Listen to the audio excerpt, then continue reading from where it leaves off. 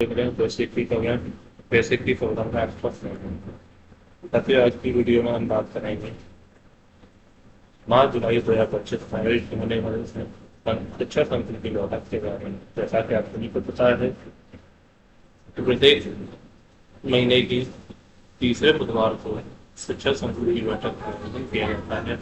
इसी क्रम में 5 जुलाई के ये शिक्षा संकुल बैठक के बारे में आदेश किया गया। महानिदेशक स्कूल शिक्षा एवं राज्य परियोजना निदेशक कार्यालय की तरफ से वीडियो प्रारंभ करने से पहले आप सभी से प्रियम अनुरोध है इस किसी भी साथी ने चैनल को सब्सक्राइब नहीं किया चैनल को सब्सक्राइब करके वीडियो को लाइक और कमेंट करना ना भूलें। साथ ही हमारे ब्लॉग पर जाकर आप कोई भी वीडियो या फिर कोई भी आदेश ले सकते हैं। सेवा में प्राचार्य जिला शिक्षा एवं प्रशिक्षण संस्थान समर जनपद उत्तर प्रदेश, जिला परिषद शिक्षा अधिकारी समर जनपद उत्तर प्रदेश। विषय 5 जुलाई 2025 में आयोजित की जाने वाली शिक्षा संकुल की बैठक के संबंध में महोदय महोदय आप अवगत हैं कि स्थापना देश संख्या 17 मार्च 2020 एवं स्थापना देश दिनांक 23 जून 2020 द्वारा जनपदों में न्याय पंचायत स्तर पर शिक्षा संकुल गठन के निर्देश दिए गए। उत्कृष्ट एवं नवाचारी शैक्षिक प्रथाओं को साझा किए जाने, निपुण लक्ष्य की समयबद्ध प्राप्ति हेतु विचार विमर्श करने एवं आगामी रणनीति विकसित किए जाने के दृष्टिगत अकादमिक बिंदुओं पर प्रत्येक माह एजेंडा आधारित शिक्षा संकुल बैठकों के आयोजन के संबंध में सुसंगत निर्देश प्रेरित किए। तत्क्रम में माह जुलाई 2025 में शिक्षा संकुल बैठकों का आयोजन निम्नांकित निर्देशों के अनुसार किया जाएगा।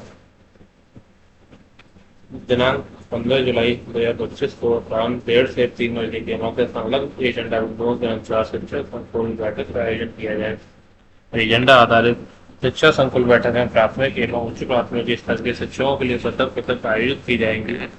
तत्संबंधी माह जुलाई 2025 की शिक्षा संकुल बैठक का सुझावात्मक एजेंडा संलग्न है। बैठक से पूर्व शिक्षा संकुल द्वारा एजेंडा बिंदुओं का परस्पर विभाजन कर आवश्यक तैयारी की जाए जिससे कि सत्रों का प्रभावी संचालन सुनिश्चित किया जा सके। प्रशिक्षण हैंडआउट, प्रिंट सामग्री, किट्स एवं तालिका आदि शैक्षणिक सामग्री का कक्षा शिक्षण में प्रयोग के साथ ही दीक्षा, पीएम, ई विद्या चैनल एवं यूट्यूब के माध्यम से साझा किए जा रहे शिक्षक प्रशिक्षण वीडियो पर यथावश्यकता अनुसार शिक्षण में उपयोग किए के लिए शिक्षकों को प्रोत्साहित किया जाए। डाइट प्राचार्य, डाइट मंडलीय सहायक शिक्षा निदेशक जैसे जिला वित्त शिक्षा अधिकारी, खंड शिक्षा अधिकारी, जिला समन्वयक, प्रशिक्षण, डाइट मेंटर, एसआरजी एवं एआरपी द्वारा अनिवार्य रूप से एक शिक्षा संकुल की बैठक में प्रतिभागिता सुनिश्चित की जाए तथा वर्तमान शैक्षिक सत्र में निपुण लक्ष्य की प्राप्ति हेतु शिक्षकों को प्रोत्साहित किया जाए। संकुल बैठक संपन्न होने के उपरांत समस्त शिक्षा संकुल द्वारा प्रेरणा ऐप पर दिए गए डीसीएफ पर बैठक आयोजन संबंधी सूचना अवश्य भरी जाएगी। उपयुक्त अनुसार निर्देशित किया जाता है कि अपने जब तक के समस्त शिक्षा संकुल को प्रभावी प्रदर्शन करने एवं संलग्न एजेंडा के अनुसार प्रभावी बैठकें आयोजित किए जाने हेतु अपने स्तर से निर्देशित करना सुनिश्चित करें तथा अपने स्तर से इसका अनुसरण भी कराने का कष्ट करेगा। आदेश जारी किया है कंचन वर्मा जी जो महानिदेशक स्कूल शिक्षा एवं राज्य परियोजना निदेशक है उनके द्वारा। इसके बाद आता है सुझावात्मक एजेंडा जो हमारा शिक्षा संकुल बैठक का एजेंडा जुलाई 2025 प्राथमिक उच्च प्राथमिक विद्यालयों के लिए, क्योंकि प्राथमिक और उच्च प्राथमिक विद्यालय दोनों के लिए अलग अलग आयोजित की जाती है शिक्षा संकुल। तो हम पहले बात करते हैं उच्च प्राथमिक विद्यालयों के लिए। सत्र का नाम है शब्द संकुल। सत्र का विवरण मनोरंजन गतिविधि शब्द संकेत। उद्देश्य मनोरंजक तरीके से टीम भावनाओं को बढ़ाना एवं शैक्षणिक मुकाबले को मजबूत करना। कैसे खेलना सुगम करता सभी प्रतिभागियों को छोटे छोटे उप समूहों में बांटे। हर समूह से एक एक सदस्य बारी बारी से आएगा। उसे शैक्षणिक शब्द वाक्यांश पर्ची पर लिख कर दिया जाएगा जैसे आकलन, कहानी सुनाना, कक्षा अवलोकन, शायर, शिक्षण सामग्री, पठन गतिविधि, बच्चों द्वारा समूह कार्य, जोड़ियों में कार्य, मौखिक भाषा विकास, प्रभावपूर्ण पठन गतिविधि एवं रेमिडियल क्षमता आदि। अब वह सदस्य बिना बोले मुक्त अभिनय केवल इशारों से उस शब्द का अभिनय करेगा। जिस टीम का सदस्य यह कर रहा है उस टीम को मिलकर अन्य सभी टीमों को भी 1 मिनट के अंदर उस सब वाक्यांश को पहचानना होगा। जो टीम सही उत्तर देगा उसे 1 अंक मिलेगा। इसी प्रकार खेल एक एक करके आगे बढ़ेगा। हर टीम को समान अवसर दिया जाएगा। अंत में सबसे अधिक अंक वाली टीम को विजेता घोषित किया जाएगा। सभी प्रतिभागी ताली बजाकर उत्साहवर्धन करेंगे। इसके लिए 5 मिनट का समय दिया गया है और यदि शिक्षक संकुल की देखभाल में आयोजित की जाएगी। इसके बाद आता है छुट्टी के बाद वापसी। बच्चों को सीखने की लय में लाना ACER फ्रेमवर्क के साथ उद्देश्य पर गर्मी की छुट्टियों के बाद बच्चों को दोबारा पढ़ाई से जोड़ने के लिए विद्यार्थी के व्यवहारों एवं आगामी रणनीतियों पर चर्चा करना। ACER फ्रेमवर्क असेस बच्चों को स्तर समझें, सरल मौखिक लेखन आधारित आकलन, सी कनेक्ट संवाद, खेल कहानियों से भावनात्मक जुड़ाव बनाएं, इंगेज रुचिकर गतिविधियों से सीखने में रुचि बढ़ाएं, रिपीट मूलभूत अवधारणाओं को बताएं एवं मजबूत करें। प्रक्रिया 3 से 4 शिक्षक का साझा करें कि उन्होंने छुट्टी के बाद बच्चों को दोबारा पढ़ाई में कैसे जोड़ा। चर्चा के दौरान शिक्षकों से ACER के 4 बिंदुओं के अनुसार गतिविधियां एकत्र करें और बोर्ड पर ले जाएं। सभी शिक्षक अगले 2 सप्ताह के लिए पुनः शुरुआत योजना बनाएं। ये सब के लिए कुल समय दिया गया है 10 मिनट और शिक्षक संस्कृति पर देखते हुए यह गतिविधि की जाएगी। तीसरा है विज्ञान का उपयोग पीर फ्रेमवर्क के साथ परिचय। इस सत्र का उद्देश्य यह है कि विज्ञान का प्रयास ये उपयोग करते हुए कक्षा में वैज्ञानिक अवधारणाओं को कैसे रोचक और स्पष्ट बनाते हैं। पीर फ्रेमवर्क प्लान योजना बनाए। सबसे पहले यह तय करें कि कक्षा में कौन सी अवधारणा को पढ़ाना है और इसके लिए गणित की कौन सी सामग्री उपयुक्त है। एक्सप्लोर प्रयोग करने से पहले यह उस सामग्री को देखें, समझें और सोचें कि छात्रों को इसे कैसे समझाया जाए। शिक्षण बिंदुओं की पूर्व तैयारी करें, एग्जीक्यूट प्रयोग करें। निर्धारित योजना कक्षा में गतिविधि कराएं। सामग्री का सही ढंग से प्रयोग करते हुए छात्रों को सक्रिय रूप से शामिल करने की रणनीति बनाएं। रिफ्लेक्ट चिंतन गतिविधि के बाद स्वयं विश्लेषण करें कि अवधारणा कितनी स्पष्ट हुई, छात्रों की भागीदारी कैसी रही और क्या सुधार किया जा सकता है। संचालन शिक्षकों को 4-4 के समूहों में बांटें। हर समूह विज्ञान किट से एक गतिविधि चुनें और पीर फ्रेमवर्क के अनुसार उसका डेमो तैयार करने को कहें। तो 3 समूह को प्रस्तुतिकरण के लिए आमंत्रित करें। अन्य शिक्षक गतिविधि की प्रक्रिया, प्रस्तुति शैली एवं स्पष्टता पर ध्यान दें और सुझाव दें। सबके लिए 25 मिनट का समय है। समेकन सभी प्रस्तुतियों के बाद चर्चा करें कि पीर फ्रेमवर्क से कक्षा शिक्षण में क्या बदलाव आ सकते हैं। शिक्षकों को प्रेरित करें कि वह अपने शिक्षण में अपनाएं। नंबर 4 स्मार्ट क्लास, टैबलेट एवं ICT का प्रभावी उपयोग। उद्देश्य इस सत्र का उद्देश्य यह है कि विद्यालयों में स्थापित smart class, tablet, ICT lab से जुड़े उपकरणों का सुरक्षित, शैक्षणिक और नियमित उपयोग सुनिश्चित किया जाए। साथ ही डिजिटल संसाधनों के उपयोग हेतु अवमुखीकरण सत्र आयोजित किया जाए। शासनादेश का संदर्भ 10 मिनट। पत्र संख्या जिसकी दिनांक 10 नवंबर 2023 के अनुसार विद्यालय में ICT लैब, स्मार्ट क्लास और टैबलेट से जुड़े SOP पर चर्चा की जाए। डिजिटल संसाधनों के उपयोग, रखरखाव और अच्छा शिक्षण में उनकी एकीकृत उपयोग कैसे किया जाए, इस पर संक्षेप में चर्चा करें। दीक्षा ऐप का उपयोग, इसके लिए 5 मिनट का समय दिया गया। दीक्षा ऐप पर उपलब्ध कक्षावार एवं विषयवार शिक्षण सामग्री, एनर्जाइज टेक्स्ट बुक और QR कोड आधारित वीडियो के उपयोग पर प्रस्तुतिकरण कराया जाए। चर्चा करें कि किस प्रकार शिक्षक इन संसाधनों को दैनिक शिक्षण में शामिल कर सकते हैं। स्टूडेंट पॉकेट बुकलेट्स का उपयोग 5 मिनट में 1 से 2 शिक्षकों द्वारा डेमो प्रस्तुति कराई जाए कि QR कोड को स्कैन वीडियो सामग्री को छात्रों के साथ कैसे साझा किया जाए। खान अकेडमी वीडियो का शिक्षण में एकीकरण, खान अकेडमी की हिंदी और गणित वीडियो का शिक्षण में उपयोग कैसे किया जाए, इस पर संक्षिप्त प्रस्तुति और अनुभव साझा किया जाए। यह भी बताया जाए कि स्मार्ट क्लास या टैबलेट के माध्यम से इन वीडियो का प्रयोग कैसे सरल और प्रभावित हो सकता है। क्वेश्चन एंड आंसर 10 मिनट के लिए। अंत में 10 मिनट का प्रश्नोत्तर सत्र रखा जाए जिसमें शिक्षक अपने डिजिटल क्षण से जुड़े अनुभव, जिज्ञासाएं और समस्याएं साझा कर सकते हैं। ये सबके लिए 35 मिनट का समय दिया गया है।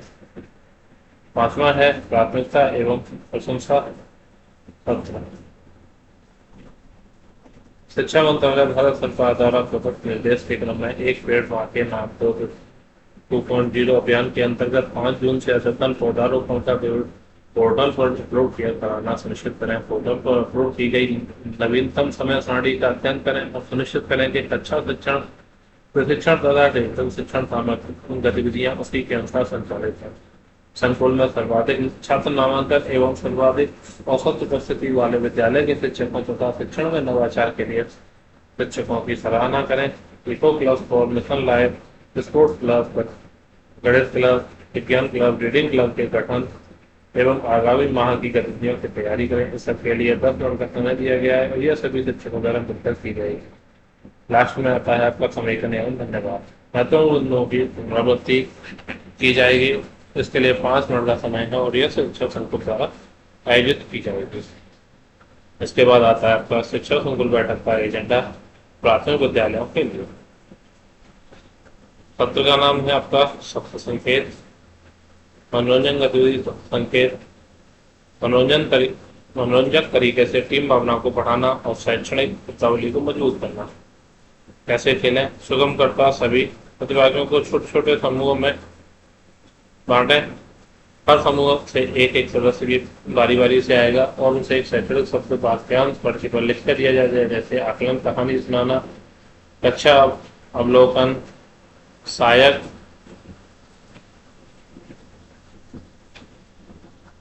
शिक्षण सामग्री, पठन गतिविधि, बच्चों द्वारा समूह कार्य, जोड़ियों में कार्य, मौखिक का विकास, प्रभावपूर्ण पठन गतिविधि एवं रिमेडियल कार्य आदि। हुआ सदस्य बिना बोले मूक अभिनय के माध्यम से केवल इशारों से उस शब्द का अभिनय करेगा।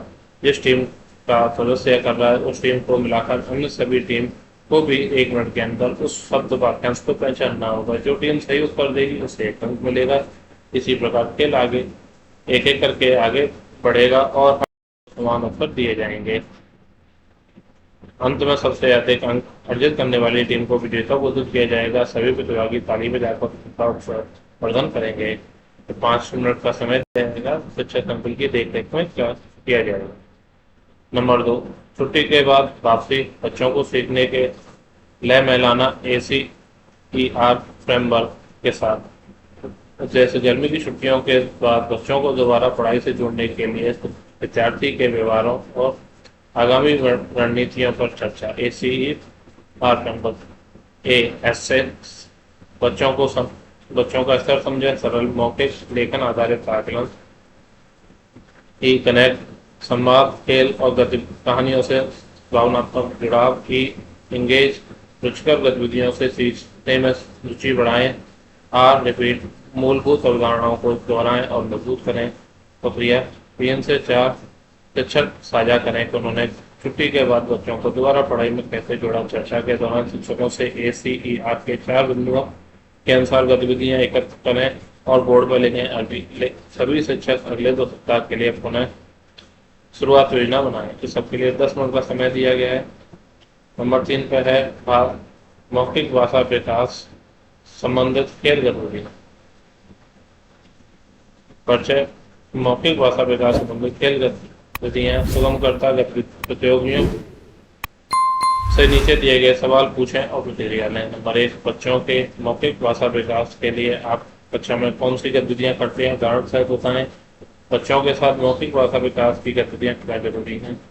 सुगमकर्ता सभी शिक्षकों की बातों को सुनें, बोर्ड पर लिखें। प्रिय समझाएं कि मौखिक भाषा विकास आधारित खेल गतिविधियां बच्चों की भाषा को रचनात्मक तरीके से मजबूत करती है, उन्हें बोलने में आत्मविश्वास देती है। मौखिक भाषा विकास की खेल गतिविधियां कक्षा में करवाते समय निम्नलिखित बिंदुओं का ध्यान रखना चाहिए। कक्षा में सभी बच्चों की भागीदारी सुनिश्चित करें। बच्चों को अपनी प्रतिक्रिया या बात को वाक्य में प्रस्तुत करने के लिए प्रोत्साहित करें। बच्चों को खेल के नियमों में कुछ जोड़ने या घटाने का करते कारण जाने, बच्चों को आवश्यकता अनुसार नेतृत्व करने का अवसर प्रदान करें। हैंड आउट को पढ़ना और गतिविधियाँ, सबके लिए 30 मिनट का समय दिया गया है। सभी शिक्षक हैंडआउट को ध्यानपूर्वक पढ़ें। हैंडआउट में दी गई किसी एक गतिविधि को सबके सामने प्रस्तुतिकरण के लिए तैयार करें। बच्चों के साथ यह गतिविधि करते समय किन किन बातों का ध्यान रखना है अपनी नोटबुक में लिखें। गतिविधि का डेमो, प्रथमकर्ता किन्हीं 3 से 4 शिक्षकों को एक एक करके गतिविधि करवाने को कहें। गतिविधि के दौरान हम सभी शिक्षक बच्चों की भूमिका।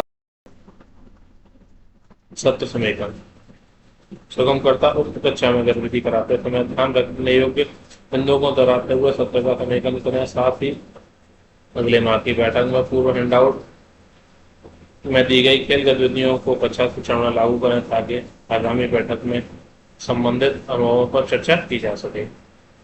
गणित किट का उपयोग, गणित किट का उपयोग, सुगमकर्ता प्रतिभागियों से नीचे दिए गए सवाल पूछने और प्रतिक्रिया लें। आपने गणित किट का उपयोग करते समय बच्चों में कौन कौन से परिवर्तन देखे। आप गणित किट का उपयोग किन दक्षताओं या अवधारणाओं को सिखाने में सबसे ज्यादा करते हैं। गणित किट का उपयोग करते समय आपको क्या क्या चुनौतियां आती हैं और उनमें कैसे दूर करते हैं। सभी शिक्षकों की बातों को सुनें, सम्मान पूर्वक संक्षेपण करें कि गणित किट से खेल बच्चे खेल में जटिल अवधारणाएं आसानी से सीखते हैं। उनकी समस्या हल करने की क्षमता और समूह में सहयोग बढ़ाता है। हैंडआउट को पढ़ना और डेमो की तैयारी, सुगमकर्ता सभी प्रतिभागियों को 4-4 के समूह बांटे। उन्होंने हैंडआउट को ध्यानपूर्वक पढ़ने को कहें। हैंडआउट में दी गई किसी भी एक सामग्री गणित के उपयोग के डेमो की तैयारी करें। प्रस्तुतिकरण डेमो, सुगमकर्ता किन्हीं 2-3 समूह को एक एक करके डेमो करने को कहें। इस दौरान अन्य सभी प्रतिभागी बताए जा रहे सामग्री के उपयोग को ध्यान से सुनें और आवश्यकता के अनुसार अपनी प्रतिक्रिया दें। समूहकर्ता सभी के प्रस्तुतिकरण को ध्यान से सुनें और अंत में डेमो कर रहे समूह को अपनी प्रतिक्रिया सुझाव प्रोत्साहन दें। इस सबके लिए 35 मिनट का समय दिया गया है। 5वां सत्र है प्राथमिकता एवं प्रशंसा सत्र। निपुण भारत मिशन के अंतर्गत निम्नलिखित गतिविधियों पर चर्चा करें और रणनीति बनाएं। शिक्षा मंत्रालय भारत सरकार द्वारा प्रदत्त निर्देश के क्रम में एक पेड़ मां के नाम 2.0 अभियान के अंतर्गत 5 जून से अद्यतन वृक्षारोपण का पोर्टल पर अपलोड करना सुनिश्चित करें। पोर्टल पर अपलोड की गई नवीनतम समय सारणी का अध्ययन करें और सुनिश्चित करें कि कक्षा शिक्षण प्रशिक्षण एवं डिजिटल शिक्षण गतिविधियां उसी के अनुसार संचालित हों। संकुल में सर्वाधिक नामांकन तथा सर्वाधिक औसत उपस्थिति वाले विद्यालय के शिक्षकों तथा शिक्षण में नवाचार के लिए शिक्षकों की सराहना करें और सफल अनुभव साझा करें। यह सुनिश्चित करें कि किसी निर्धारित समय सारणी के अनुसार ब्लॉक संसाधन केंद्र BRC पर उपस्थित होकर शिक्षण प्रशिक्षण में प्रतिभाग करें एवं प्रशिक्षण से संबंधित साझा की गई समस्त प्रशिक्षण सामग्री के अध्ययन एवं विचार विमर्श हेतु शिक्षकों के साथ साझा करें। Eco class, formation lab, sports club, गणित क्लब, रीडिंग क्लब के गठन हम आगामी माह की गतिविधियों की तैयारी पर चर्चा करें। इसके लिए 10 मिनट का समय दिया है। लास्ट में आपका समेकन और धन्यवाद। महत्वपूर्ण बिंदुओं की पुनरावृत्ति करते हुए 5 मिनट के अंदर शिक्षक संकुल द्वारा बैठक का समापन किया जाएगा। तो साथियों, ये थी आपकी जुलाई 2025 के शिक्षक संकुल बैठक के संबंधित वीडियो। उम्मीद करते हैं आपको वीडियो अच्छी लगी होगी। मिलते हैं फिर किसी अन्य वीडियो में, तब तक के लिए धन्यवाद।